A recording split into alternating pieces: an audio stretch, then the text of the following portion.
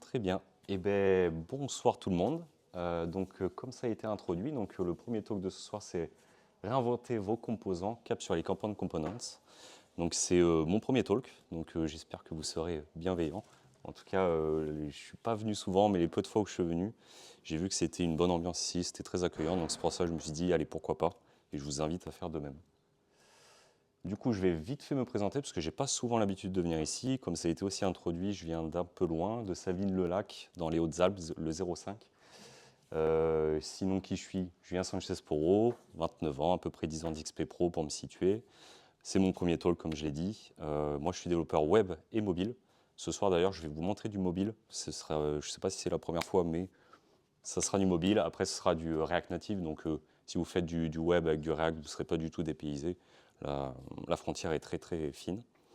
Moi, développeur web mobile. Je fais Head of Mobile aussi à Yield Studio. Donc, c'est une agence studio développement d'applications web et mobile, comme on peut rencontrer beaucoup. Et je suis aussi freelance de temps à autre sur mon temps libre. Et on va tout de suite s'intéresser aussi à vous. Je pense que là, je devrais avoir quelques mains levées. Qui est développeur front ici? Je pense qu'il y en a quelques-uns normalement, je ne me trompe pas. Ouais. Est-ce qu'il y a des développeurs mobiles aussi? Il y en a moins, mais il y en a quelques-uns. Et bien, de toute façon, peu importe, parce que ce que je vais vous montrer ce soir, c'est applicable sur n'importe quel framework. Là, on va du coup se baser sur React Native, mais du coup, ça se base tout aussi bien sur React, mais ça peut aussi se baser sur d'autres frameworks. Tant qu'il y a des composants et tant qu'il y a une gestion d'état, c'est encore mieux, ça permet d'aller encore plus loin sur le pattern. Hop là, tac. Voilà, live coding. Hop là. Donc, je vous ai préparé une petite app mobile, très très simple, où on va avoir deux onglets sur cette app mobile. On va avoir un premier onglet où on va avoir une liste d'événements qu'on va appeler Meetup pour tout le reste de ce talk. Et ensuite, on aura un deuxième onglet qui est Members, membres, où on va avoir une petite gestion de membres. On va pouvoir ajouter, supprimer des membres et avoir des statistiques. Mais là, on va tout d'abord s'intéresser au premier onglet qui est la liste des événements. Donc pour vous présenter rapidement le projet, on a un dossier app comme on peut retrouver sur beaucoup de projets. Et dedans, on va avoir deux vues. On va avoir la vue index qui représente cette liste. Et on va avoir la vue members qui représente cet écran. Donc pour l'instant, on va s'occuper des meetups. Et qu'est-ce qu'on peut voir sur cette vue? Donc elle est très simple. Donc il y a des composants spécifiques à React Native, mais eux, ils ne vont pas nous intéresser. Ce qui va nous intéresser, c'est que on a un titre Lyon.js, ensuite on a un container avec un titre tous les événements, et ensuite on peut voir qu'on a, des meetups qu'on map avec un composant meetup card. Juste pour que vous ayez aussi conscience, c'est des données en dur, donc y a pas de, on ne va pas taper sur Internet, etc. Il n'y a pas besoin pour illustrer le propos. Ce qui va nous intéresser, c'est ce composant Meetup Card. Actuellement, ce composant Meetup Card, il se trouve dans Components, Meetups, Meetup Card. Le composant, actuellement, il est très simple. Il a une propriété Meetup qui contient un titre, un identifiant, un titre, une description, une thumbnail, et aussi un booléen highlighted qui nous intéressera un peu plus tard. Hop. Et il ne fait que les afficher. Il n'y a pas de comportement particulier à gérer dessus. C'est purement un composant du UI. Actuellement, il est très simple, je pense qu'on est tous d'accord, mais comme tout projet, tout produit, il est amené à évoluer. Tout produit va être amené à évoluer avec le temps, il y aura de nouvelles fonctionnalités, des fonctionnalités déjà existantes qui vont être modifiées, on va demander de rajouter telle ou telle chose. Et là, c'est ce qu'on va faire. Donc là, sur la gauche, on peut voir l'état actuel de l'application. Et sur la droite, on peut voir ce qui est attendu. C'est des maquettes du résultat qui est attendu, du nouveau besoin. Le nouveau besoin, c'est quoi? On a des événements. Certains événements vont devenir highlighted. Donc ils vont devoir être mis en avant, ils vont devoir apparaître d'une autre façon. Ces événements, ils doivent apparaître au-dessus de tous les autres, sur une liste en 2 colonnes, avec un background jaune au lieu de noir comme précédemment, et la description doit être remplacée par un bouton Party Popper qui fera afficher des confettis. Donc tout ça, c'est que des nouveaux besoins qu'on va devoir implémenter. Donc on va l'implémenter ensemble. Donc pour l'instant, on est toujours en dehors des compound components. On fait ça vraiment de manière traditionnelle ou classique, si on veut. Donc je vais faire des choses qui vont peut-être vous choquer, qui ne sont pas forcément très propres, mais c'est aussi un peu le but d'exacerber ensuite la façon compound components.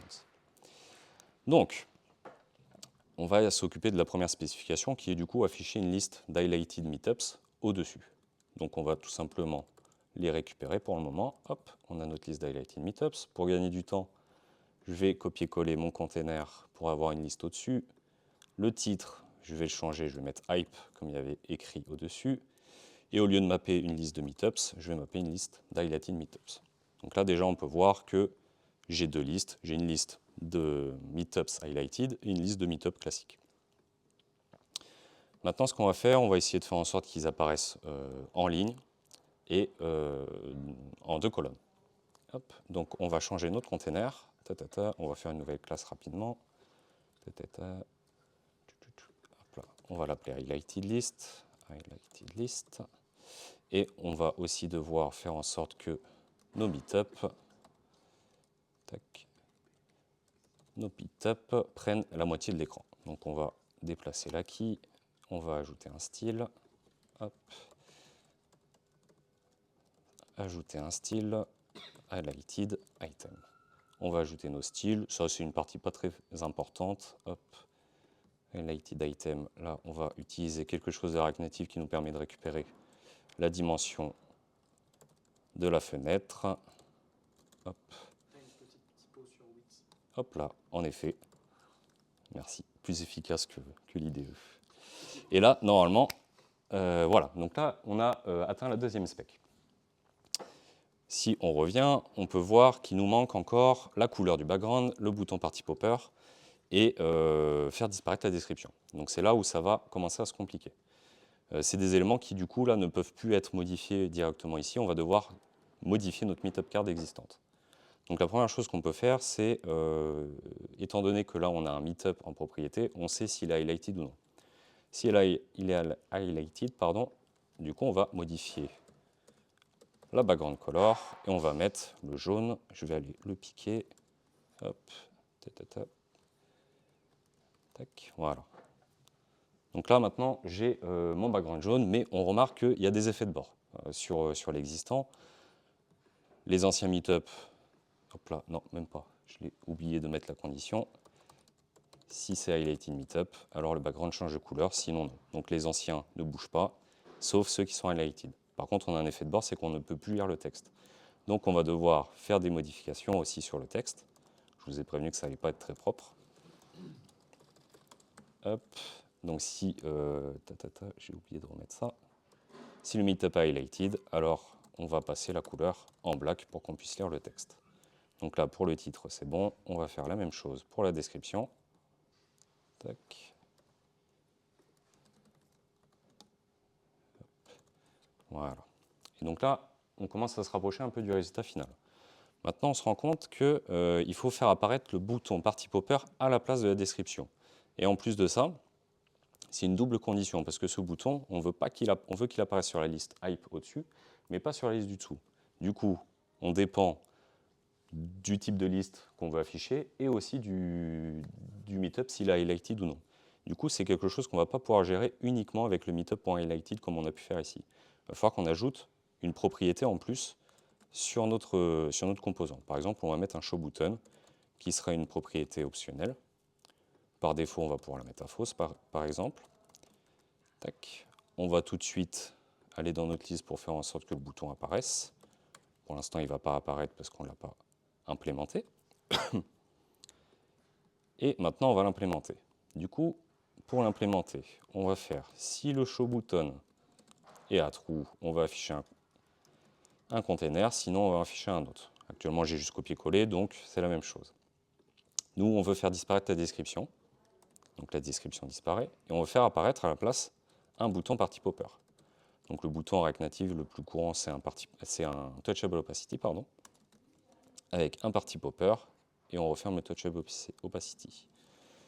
L'icône, on va lui mettre une size de 24, une couleur noire, et hop là, quand on clique dessus, donc un onPress, on va utiliser un service que j'ai préparé avant, confetti.play. Voilà. Donc là, le bouton apparaît. On se rend compte qu'il nous reste une dernière chose à gérer, c'est que le layout est différent. Là, on est en colonne, alors qu'ici, on est en row. Donc ça, on va lui faire un nouveau layout. On va ajouter un text button container, par exemple, qu'on va ajouter dans le style. Hop. Merci copilote. Et voilà. Donc là, on a toutes les spécifications. On a la liste au-dessus, divisée en deux colonnes, le background qui change de couleur, et on a le bouton Party Popper qui fonctionne. Donc là, on a pu ajouter notre nouveau besoin. On peut déjà remarquer pas mal de choses. C'est que bon, notre écran, pour le coup, les modifications qui ont été apportées ne sont pas forcément choquantes, si ce n'est à la limite que le show button n'est pas très parlant, on aurait pu l'appeler autrement, show party button popper, quelque chose comme ça. Mais même ça, ça commence à devenir verbeux, on sent que ça peut vite devenir compliqué si on ajoute encore des besoins, encore des besoins, encore des besoins. Là où il y a un vrai problème, c'est notre meetup card. On est passé d'un composant qui était très simple, on affiche un titre, une description, une thumbnail, et là on a des conditions, on a un show button, encore une fois on ne sait pas trop qu'est-ce qu'il fait là, et on a des affichages avec des conditions, et en lisant ce composant, c'est très difficile de se projeter sur qu'est-ce qu'il affiche concrètement.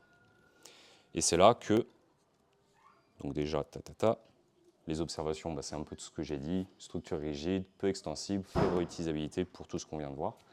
Par contre, une chose qu'on peut dire, c'est que si notre meetup card était resté tel quel, l'avantage c'est qu'elle est très rapide à coder, et pour pas mal de cas, on peut vite repérer si ça suffit ou pas. Par exemple, si on a des chips ou des badges ou ce genre de choses, c'est quelque chose qui est vraiment très petit comme composant de UI, donc il n'y a pas besoin d'over-engineer là-dessus.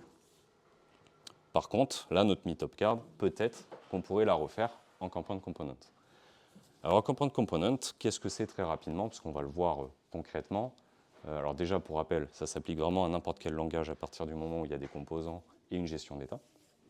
Et component component, de par son nom, composant composite ou composant composé en français, et bien en fait, ça va décrire une relation entre plusieurs composants, et plusieurs composants vont travailler sous un composant, le composant parent, pour construire une unité vraiment cohérente. Donc ça va nous apporter de la structure, de la flexibilité, ça va vraiment s'utiliser comme une API, comme on peut, vraiment comme une API, en gros, notre composant va nous fournir tant de choses, tant de sous-composants, pardon, et on va pouvoir les utiliser comme on veut. Il faut vraiment le voir comme une API. De l'abstraction, on va pouvoir vraiment isoler les comportements. On va éviter le props drilling, donc ça veut dire un composant parent qui a tant de propriétés, qui les envoie aux enfants, qui les enfants les envoient aux enfants, etc. etc.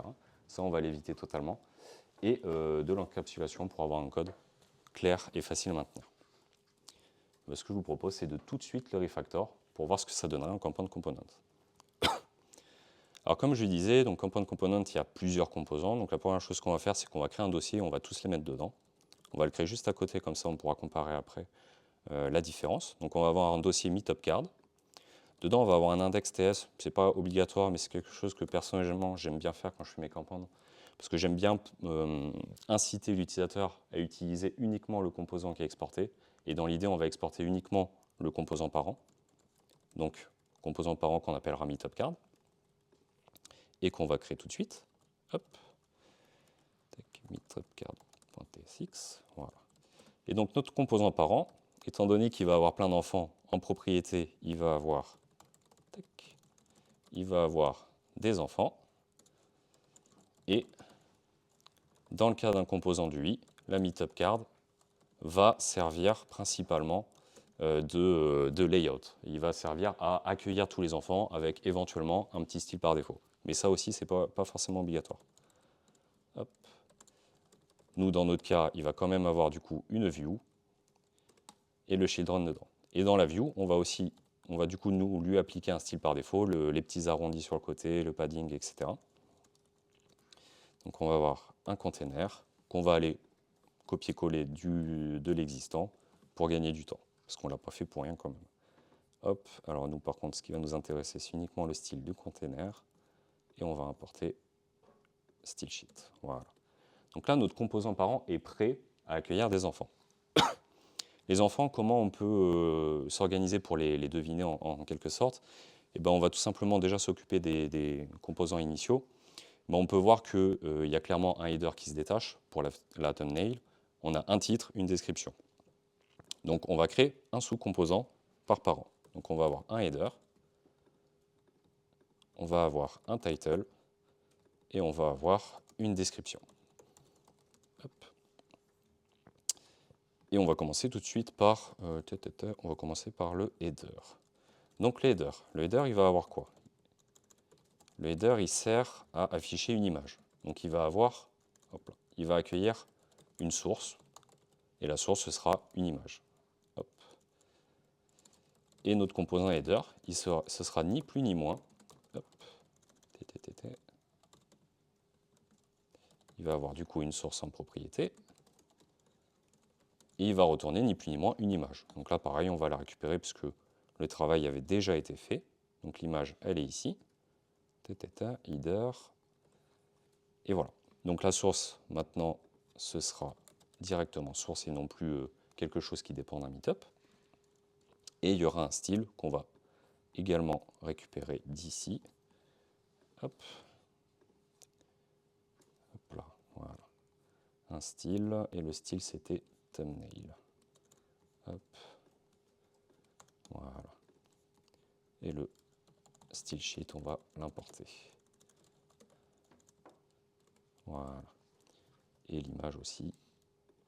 Sinon, ça ne va pas marcher. Voilà. Donc là, notre composant header, il est prêt et normalement, il a exactement les mêmes propriétés que le composant meetup card initial.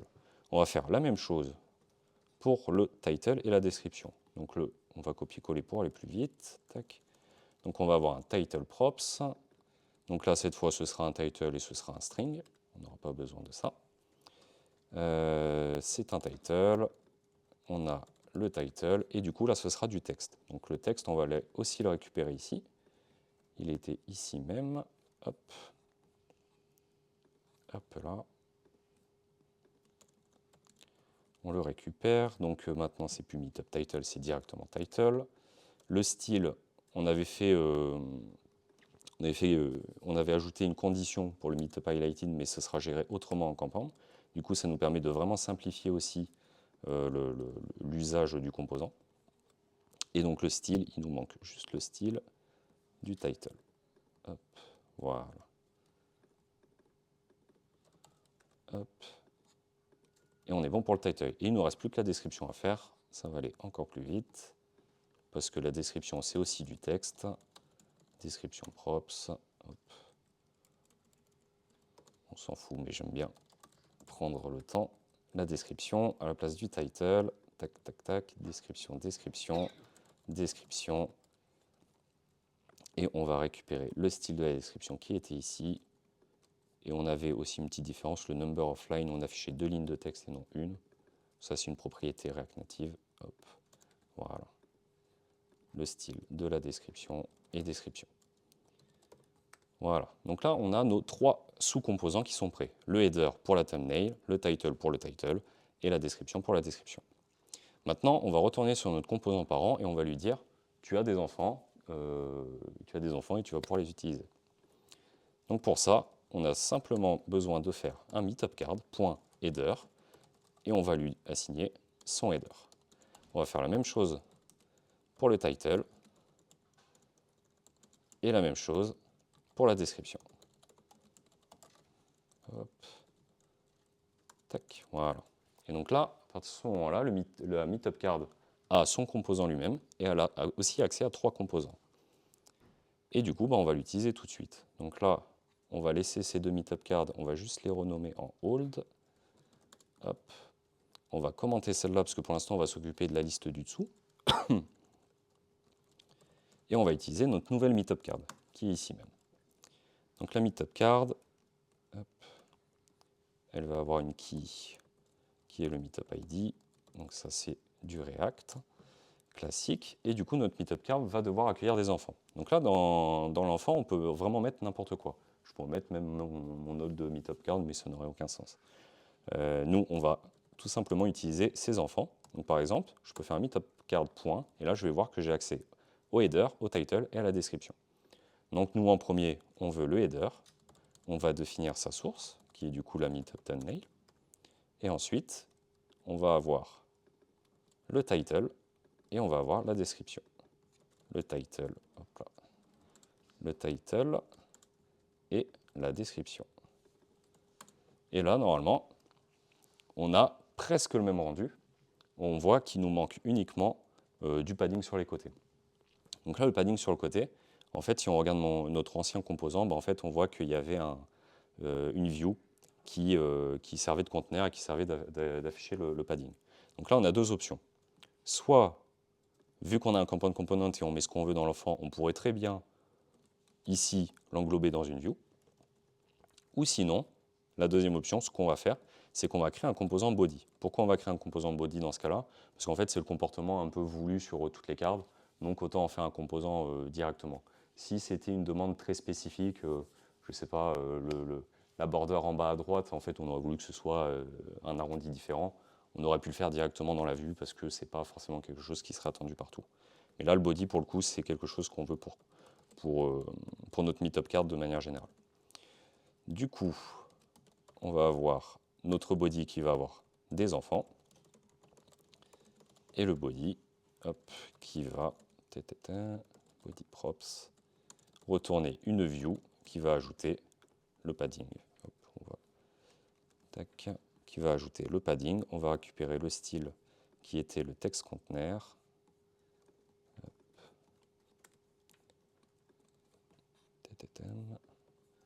Le text container, donc tout ça, on n'en a pas besoin, ça non plus, ça non plus. Tac.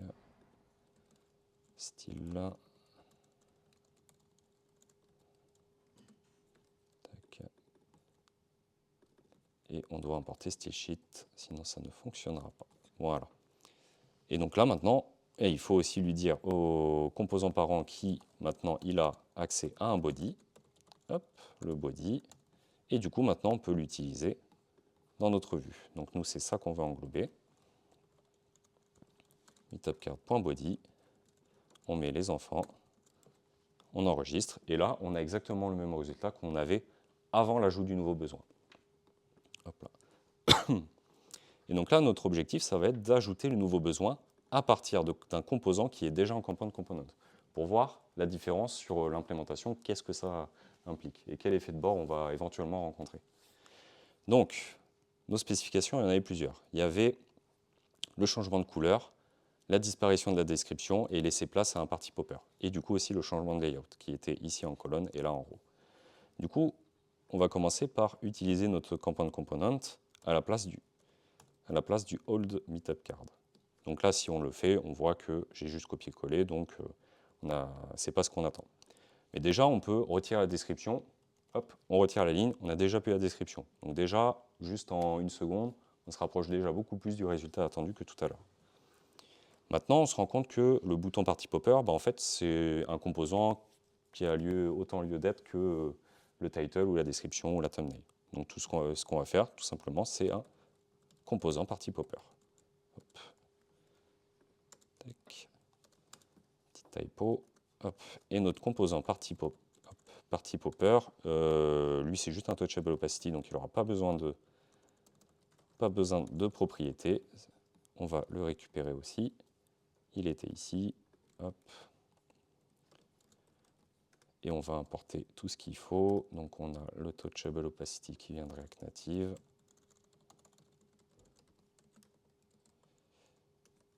On a le party popper qui vient. Je ne sais pas pourquoi il veut pas. Il n'est pas gentil là. Hop. On a confetti. Ah ouais, non, il veut pas du tout. TSX, bon, je vais le copier directement. C'est pas très grave. On avait l'icône et la confetti qui venaient d'ici. Hop. Et hop, voilà. Export function. J'ai dû faire une erreur. Tac. Touchable opacity.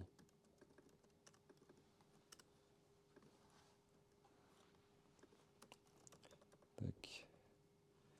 Je suis fou ou quoi? Party popper, nanana.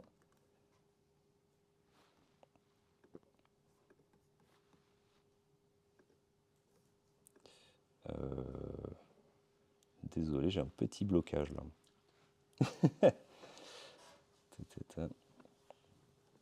Oh, bah, là, j'avoue, je sais pas trop. On va continuer. On va voir si c'est juste l'IDE qui devient fou. Mais dans l'idée, du coup, il faudrait que notre meetup card ait un nouvel enfant, qui serait le party popper. Et là, je pense que je l'ai vraiment perdu. Il y a l'import du confetti qui s'est enlevé en fait. Ah oui, en effet, ouais. Mais pourquoi il s'est enlevé? Je sais pas pourquoi il le... Tac.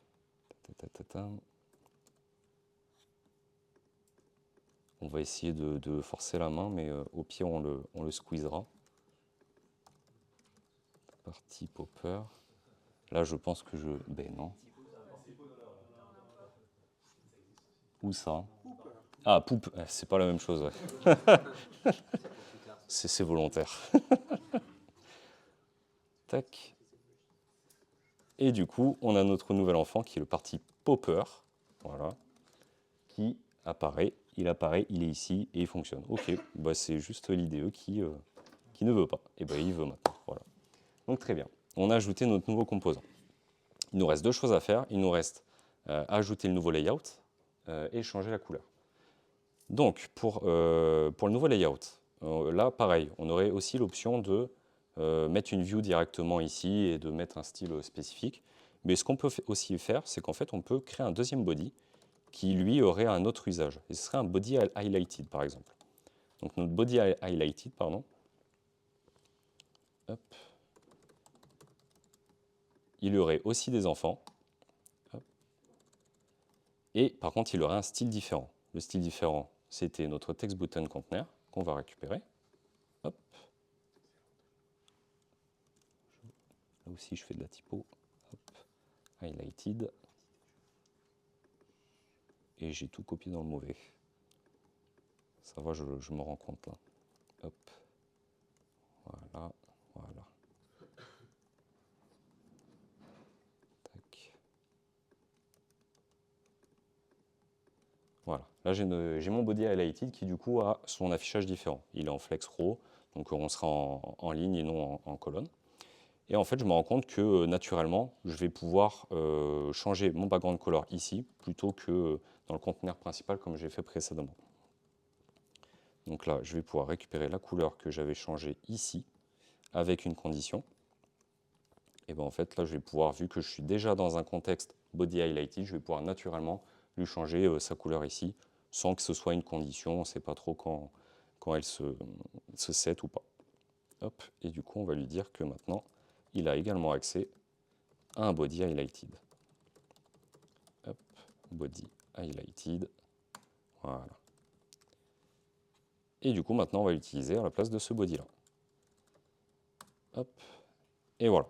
Et il ne nous reste plus que le style sur le titre. Donc là, pareil, on a deux options. Soit on fait un title highlighted, mais là, l'option qu'on va plutôt préférer, c'est qu'on va permettre d'override le style de ce texte. Donc on va pouvoir faire une propriété style qui est optionnelle. Donc qui serait un style propre de texte style. Hop. On peut la définir et si elle est définie, elle overridera le style du texte. Hop. Et ici, on va pouvoir du coup définir un style supplémentaire, une couleur black. Et là, on a exactement le même rendu que précédemment. On a à une exception, c'est que le background dans la liste du bas n'est pas jaune, contrairement à tout à l'heure, mais finalement c'est peut-être un effet de bord qui est presque voulu, qui est presque mieux, parce que finalement la liste hype est vraiment au-dessus, et là au moins c'est plus cohérent d'avoir tous les items de la même couleur. Mais au pire, ce serait facilement adaptable, par exemple en overridant le body le style de body. Et donc là, on a exactement le même résultat, avec tout qui fonctionne. Qu'est-ce qu'on peut constater avec la version Compound Component? On peut constater une chose, c'est que dans le screen, on a plus de contenu. Alors ça, on peut le voir de deux façons. Certains penseront que c'est plus complexe, plus dur à lire. Moi, je suis plutôt d'avis que, au moins, je sais ce qui est affiché. Je vois que j'ai une liste d'highlighted meetups, et je vois que dans cette liste d'highlighted meetups, j'affiche une card, donc ça comme tout à l'heure. Mais par contre, je sais que dans cette liste-là, j'ai mon header, j'ai un body highlighted, donc qui a un comportement spécifique, un title et le party popper. Dans la liste dessous, j'ai aussi une liste de meetups. Par contre, je vois tout de suite que je n'affiche pas les mêmes choses. Donc, personnellement, je trouve qu'on a plus d'informations et on se repère plus dans notre code sur qu'est-ce qu'on affiche dans tel ou tel cas. Mais ça, pour le coup, je peux comprendre qu'on préfère l'ancienne version. Par contre, là où je pense qu'on peut s'accorder à dire que d'un côté c'est plus simple que de l'autre, c'est que ici on a une meetup card qui contient tout et qui est très difficile à lire.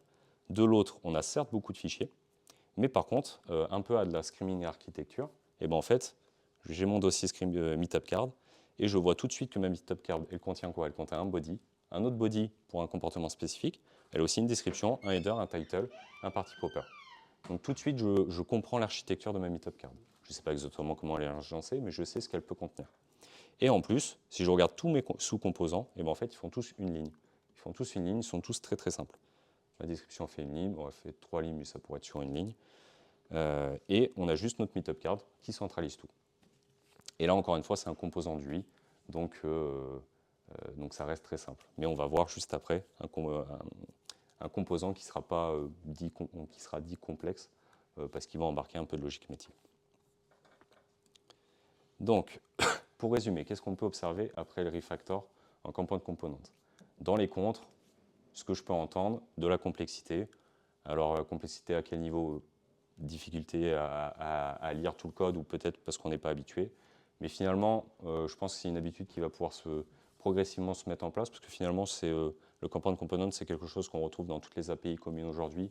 Si on regarde MUI, si on regarde Radix, si on regarde beaucoup de librairies de composants, bah finalement, ils marchent en compound, parce que c'est très flexible, ça fonctionne vraiment comme une API, et je pense que ça va finir par rentrer dans les mœurs. Chronophage, là aussi, je pourrais l'entendre, parce que finalement, de facto, c'est plus rapide d'écrire un seul fichier, de tout mettre dedans, que de créer, je ne sais pas combien on avait 6-7 fichiers. Mais donc forcément, ça met plus de temps. Par contre, à maintenir, ensuite, on peut gagner du temps et en plus en lisibilité. Même quelqu'un qui vient sur le projet, il voit un composant title très simple, il arrivera à le lire. N'importe qui arriverait à lire les composants qu'on a créés jusqu'à maintenant, alors que je mets au défi d'un junior de lire ce composant et de comprendre tout de suite et de lui dire de mettre à jour, faire en sorte que le bouton apparaisse en même temps que telle chose. Il va beaucoup plus galérer qu'en passant par du compound. Et par contre, pour les flexibilité, ça je pense qu'on a pu le prouver. On peut même le reprouver là si on va dans l'index. Si par exemple demain, en fait, on veut que le bouton Party Popper apparaisse avant le title, je peux le faire en une seconde. Si je veux que le header apparaisse, hop là, tac. Si je veux que le header apparaisse finalement en dessous le Party Popper et le title, et ben, je peux le faire aussi en une seconde. C'est vraiment hyper flexible. Et ce qui est vraiment bien, c'est qu'en fait, à chaque fois qu'on va ajouter un nouveau besoin, là on a ajouté un nouveau besoin, le party popper et le body highlighted, on n'a à aucun moment touché le body, touché la description, touché l'header. C'est vraiment très indépendant, très séparé. Lisibilité, isolation, scalabilité, je pense que ça parle d'eux-mêmes. Et maintenant, comme je vous le disais juste avant, on va voir le cas d'un composant plus complexe. On va essayer d'aller un peu plus vite. On aura juste l'étape de refactor, on n'aura pas l'étape de nouveaux besoins, parce que je pense que vous avez compris l'objectif. Et on va voir tout de suite avec un composant plus complexe. Donc composant plus complexe, en fait il s'agit du coup du deuxième onglet, donc les membres. Hop, donc on va voir ça ensemble. Donc les membres, on a quoi? On a un écran très simple qui crée un state, donc un state de members. Les members, là aussi, c'est des données en dur, très simple, juste un identifiant, un nom et un âge. On va le mettre dans un state, et ce state, du coup, on va y associer deux méthodes, une méthode pour ajouter des membres et une méthode pour supprimer un membre. Et ensuite, dans notre vue, on va instancier trois composants, un member form, qui va avoir une fonction callback onSubmit. Là, encore une fois, je pense que si des gens qui voient ça se disent pourquoi il a fait comme ça, c'est aussi pour mettre en avant l'idée du compound component, parce qu'il y a beaucoup de mauvaises pratiques juste sur cet écran. Donc on a le member form qui a un callback onSubmit, on a le member stats qui affiche des statistiques qui a connaissance de tous les membres, et on a un member list qui a aussi connaissance des members et qui a aussi connaissance d'une fonction callback pour supprimer un élément. Si on regarde les composants, ils sont très simples aussi. Donc on a le formulaire qui a deux text input et un bouton pour ajouter un élément. Donc, par exemple, c'est juste ici. On va créer le membre Lyon qui a 20 ans. Hop, on l'ajoute, il s'ajoute à la liste et il met à jour notre autre composant qui est memberstats. Memberstats qui du coup récupère les membres, compute une moyenne pour le coup très simple et affiche les infos. Et on a memberlist en dessous qui affiche les membres et qui permet aussi de supprimer des membres et qui est relié du coup aux statistiques parce qu'elle est attachée au même state de membre. Hop. Hop là, tac, je me suis trompé, voilà. Donc qu'est-ce qu'on peut constater déjà avant de le passer en compound component? On voit déjà une certaine rigidité dans le sens où on a des composants différents qui sont complètement détachés mais qui dépendent de même source de données et qui finalement, si on ne met pas la même liste de membres sur stats et sur liste, ben, on va avoir des différences, on peut vite se perdre. Le props drilling, là il n'y en a pas dans l'exemple ici, mais on pourrait très bien l'imaginer. Par exemple, si member list, pardon, ici j'avais fait un member list item, du coup le bouton de suppression aurait été dans member list item, et du coup on aurait dû passer le onPress remove à member list, et member list aurait dû passer aussi le onPress remove au member list item. Donc on peut très vite tomber dans du props drilling. Membre d'encapsulation, les composants exposent beaucoup trop d'implémentation que member form et un unsubmite, c'est peut-être pas nécessaire, peut-être qu'il pourrait juste s'occuper de l'ajout, que member list et un onPress remove, pareil, c'est une implémentation qui n'est pas nécessaire d'exposer. Et c'est peu extensible et lisible. Je pense que vous voyez très vite le problème si on a des nouveaux besoins, comme tout à l'heure, on va devoir mettre à jour beaucoup trop de choses. Du coup, on va transformer rapidement ces trois composants en un seul composant, compound, du coup, qui va du coup gérer tout ce qui orbite autour des membres. Et du coup, pour ça, on va utiliser une fonctionnalité de React, qui est le React Context. Alors là, je l'utilise parce qu'il est facile à mettre en place, il est facile à comprendre et tout ça. Mais il y a d'autres alternatives, on pourrait très bien utiliser. Moi, personnellement, j'utilise beaucoup Zasten qui permet de créer des stores locales et gérer des états. Ça marche très bien aussi pour les compounds. Il y a aussi Redux en vrai qui pourrait marcher, enfin vraiment n'importe quelle librairie de gestion d'état. Nous, ici, on va utiliser React Context parce que c'est plus simple. Et peut-être que ça parle à plus d'entre vous aussi. Et du coup, notre compound component, on va l'appeler members provider. Parce que dans l'idée, du coup, ce compound component va gérer tout ce qui touche aux membres. Donc, comme tout à l'heure, on va faire un index.ts parce qu'on va vouloir exporter uniquement notre composant parent. Hop, hop là, je suis encore dans les meetup. Members provider, qu'on va créer tout de suite. On va avoir un members provider .tsx. Et du coup, à contrario de tout à l'heure où on avait un composant d'UI pour meetup card, là, ça va pas être vraiment, il va pas avoir un rôle d'UI. Ce composant, il va avoir vraiment un rôle d'orchestrateur, de gestion des membres. Donc, il va pas avoir, alors il va avoir des enfants.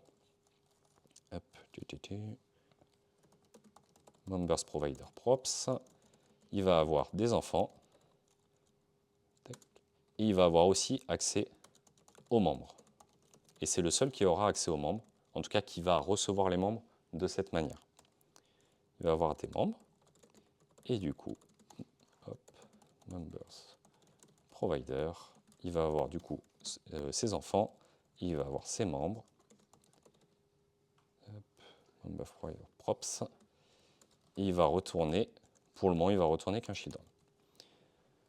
Les membres, on va les mettre dans un state. Il y aura un state local qui sera que ici. On le déplacera, on le supprimera du coup de la vue, parce que la vue, à mon sens en tout cas, la vue ne devrait rendre uniquement des éléments, elle ne devrait pas contenir de logique métier. Ce n'est pas son rôle.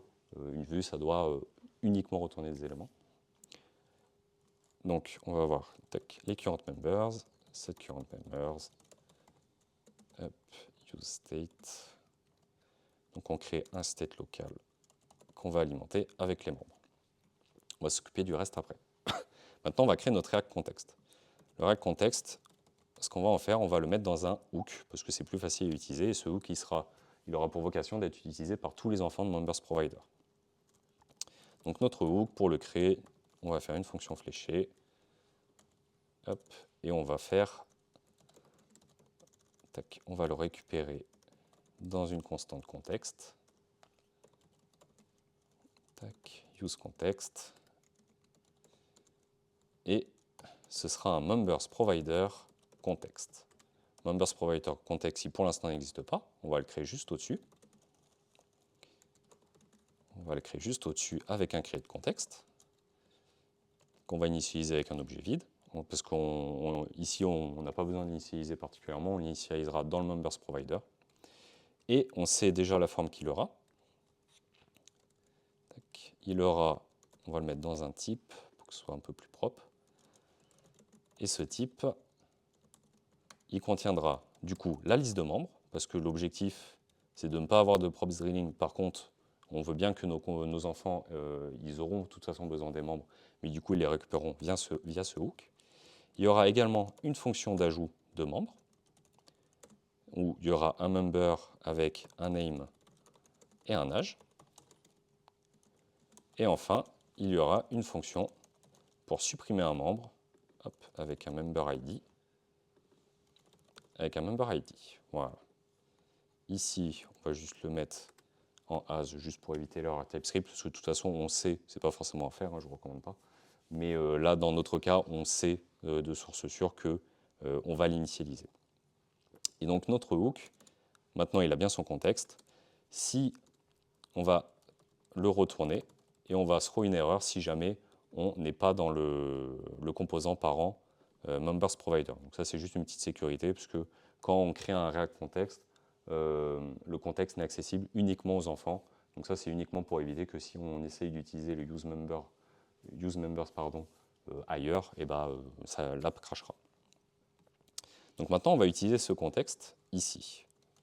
Donc on va pouvoir l'utiliser, members provider context, .provider, et du coup, il y aura les enfants à cet endroit-là. Voilà. Et on va devoir l'initialiser avec un context value. Context value qu'on va mettre juste au-dessus, qu'on va mettre dans un useMemo. Donc ça, c'est une bonne pratique pour le coup de React Native. useMemo à ne pas abuser, mais dans ce cas-là, il est bien utilisé. Et du coup, notre context value, on va réutiliser notre type. On veut que ce soit un members provider context value. Et du coup, on va devoir lui spécifier des membres. Donc les membres, ce sera les current members. On va le mettre en dépendance pour que ça se rafraîchisse quand on ajoute des nouveaux membres. On va devoir avoir une fonction d'ajout de membres. On va la faire juste après. Et une fonction de suppression de membres avec un member ID. Ces fonctions-là, finalement, elles étaient déjà faites ici. On ne fait que les déplacer. Donc on avait le set members ici. On va la mettre dans notre nouveau composant. Tac. Et du coup, c'est set current members maintenant. Le random UID, c'est uniquement pour générer un UID. Et la fonction de suppression. Tac. Voilà. Et pareil, set current members. Donc voilà. Donc là, on a fini notre composant parent members provider.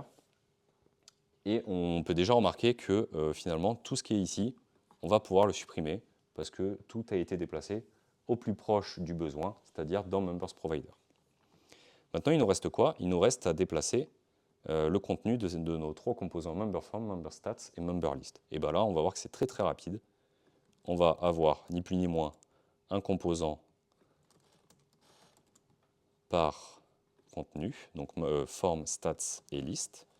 Et là, on va tout simplement les copier-coller. Donc le form, on le copie-colle. Du coup, c'est plus un memberForm, c'est un form. C'est un form. Il n'a plus besoin de propriété d'ailleurs, parce que le onSynByte, initialement, il servait à appeler le addMember. Mais du coup, on ne veut pas le faire en props drilling. Le addMember, on peut le récupérer grâce à notre hook. Donc on a notre useMembers et dedans, on a le addMember. Et du coup, on va pouvoir le remplacer à la place du onSynByte. Donc déjà, ce composant est déjà terminé. Le composant list, on va faire la même chose. Donc composant list, initialement, il avait besoin de members et de onPressRemove. Pareil, il n'y en aura plus besoin, en tout cas plus de cette manière-là. On va le renommer en list. Les members vont provenir de useMembers.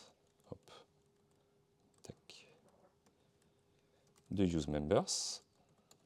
Et le removeMember va remplacer le onPressRemove. Donc lui aussi, il est terminé. Et enfin, le composant stats.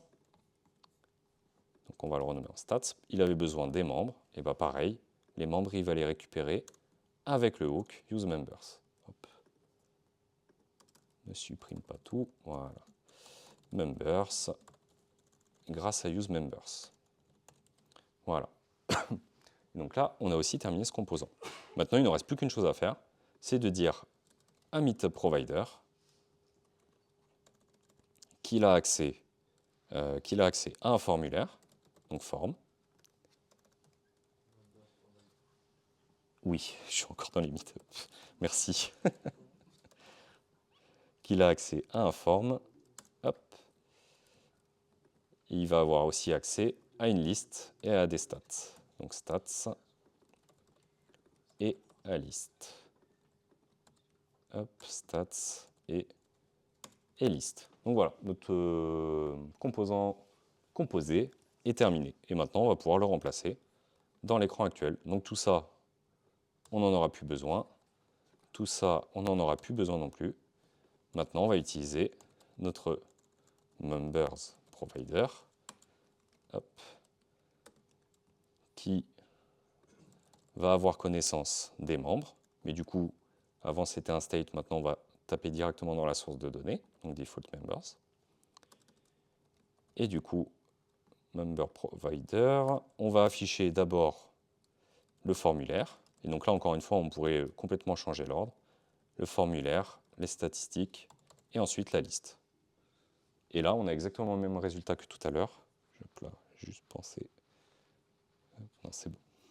Donc là, on a le même résultat que tout à l'heure. On va vérifier que ça fonctionne. On va mettre Lyon.js, 30 ans. On ajoute. Ah, j'ai mis. C'est bon, j'ai une sécurité. Hein. On ajoute Lyon.js, il apparaît bien dans la liste. Et les suppressions fonctionnent encore. Ça met bien à jour les stats. Donc là, on a 3 composants qui pourtant n'ont plus besoin de la dépendance des membres, mais pourtant fonctionnent quand même ensemble grâce au composant parent qui est Members Provider, qui fournit un contexte à tout le monde. Donc là, qu'est-ce qu'on peut constater? On peut constater que du coup, notre vue s'est assainie. Elle n'a plus du tout besoin de logique métier. Elle se contente uniquement d'afficher du contenu, des composants. Donc on a un Members Provider avec un formulaire, des stats et une liste. Et tout se retrouve dans le Members Provider. Et du coup, là, ajouter des nouveaux besoins se retrouve très très simple, parce que finalement, si on veut ajouter des graphiques, par exemple, on va pouvoir tout simplement ajouter un graphe, un sous-composant de graphe qui aura accès aux useMembers, qui aura du coup accès à toutes les méthodes qui gravitent autour des membres, et du coup rend tout plus simple et plus rapide. Donc, les petites observations. Donc, j'ai remis complexité et chronophage, mais je les ai barrés parce que là, je pense que la complexité, finalement, on y gagne. Je pense que, et chronophage, je pense que ça ne prend pas plus de temps de créer un composant par an en plus que par rapport à avant, on avait 3 composants. Et au niveau de la complexité, finalement, on y gagne puisqu'on réduit le nombre de propriétés. On a beaucoup moins de propriétés et tout gravite à un seul endroit et tout rend les choses plus simples. Par contre, en flexibilité, contexte, et le fait de pouvoir utiliser un hook qui est très pratique et très utilisé en React, bah, tout ça rend le truc beaucoup plus sympa à utiliser. La réutilisabilité, bah là, c'est comme pour tout à l'heure. C'est beaucoup plus réutilisable et extensible. Comme je viens de dire, si on a besoin d'un nouveau besoin, on peut éventuellement simplement ajouter un sous-composant qui aura sa petite logique à lui, ses spécificités à lui, mais qui n'aura aucun impact sur la liste, sur le formulaire, sur les statistiques. Et je vous remercie d'avoir pris le temps de m'écouter. Si vous avez la moindre question, n'hésitez pas déjà à me contacter tout à l'heure à l'apéro, et sinon sur LinkedIn, je suis très facilement joignable. Donc n'hésitez pas, et que ce soit le code ou les slides, tout est accessible sur mon GitHub, donc il n'y a pas de souci, vous pouvez y aller, n'hésitez pas. Merci à vous.